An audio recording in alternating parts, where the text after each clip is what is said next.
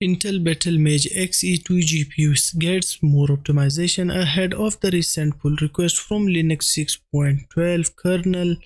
Intel is ready for Linux 6.12 with the first batch of features and the latest VPL for Xe2 power Lunar Lake SoCs and Battlemage discrete GPUs. The Battlemage Xe2 GPUs looks almost ready for the Linux operating system with the upcoming Intel products including Lunar Lake chips and Battlemage-based discrete GPUs. The support for the Battlemage Graphics for Linux 6.12 is in the final stage. The final batch including the new changes, features and improvement for the new hardware has now been submitted, which follows the recent pull request for the Lunar Lake and Battlemage Graphics for Linux 6.12 kernel.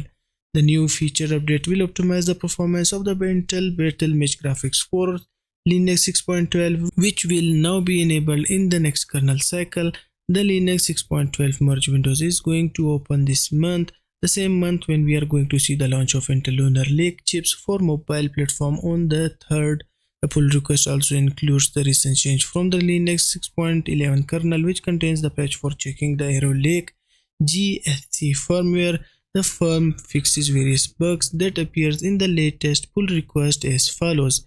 Xe2 changes from Battlemage. Battlemage requires by design 64K memory size alignment for the scan-out buffer using compression and fortile. So we are adding a protection here to block frame buffers that are not aligned with that, and that requires patch in both i915 display and Xe2. Without this protection, we get some screen corruption, so we need to propagate this along with the force prop removal that Lucas sent yesterday with DRM Xe next pull request. Although Arrow Lake has pretty much same GT as Meteor Lake, it requires a new GSC firmware on HUC authentication and buffer protection might not work. So we had to spin out Arrow Lake IDs from Meteor Lake and introduce this new firmware requirement. At this moment, no one should have hardware with these IDs yet, and we will propagate this to stable as soon as it hits Linus tree. Some of the new changes include the cross driver Xe2 changes require BMG scan-out buffer to be 64K physical aligned Martin. Core DRM changes introducing the Xe2 CSS modifier for integrated and discrete graphics Juha Pika. Driver changes, general cleanup and more, moving towards Intel display isolation Yani. New display workaround Suraj.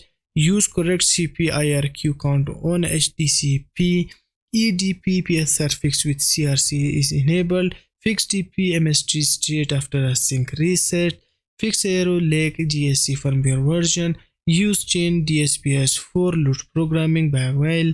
The merge windows for 6.12 is going to open in mid-September, while the stable 6.12 kernel will be officially out in November this year. Hence, users who are going to buy Lunar Lake based laptops and want to have optimized Xe2 GPU performance out of the box will need to use the Linux 6.12 Git kernel. However, those who want to settle with 6.11 kernel can try out the experimental support. That said, Intel has also released its newest VPL video processing library version VPL 2.13, which adds new APIs for adding support for new features. These are the AV1 screen content tools for handling screen content, encode picture quality information to provide more detail about the video quality after compression, alpha channel encoding for videos having some see-through parts, AI-based frame interpolation for generating new frames for smoother video playback, and AI-based super resolution support for upscaling lower resolution videos. The VPL 2.13 will add supports for the discrete Battlemage GPUs and will also include Hello Encode JPEG code example to help new developers understand how to use the VPL to encode an image into the JPEG format. News source by Foronix.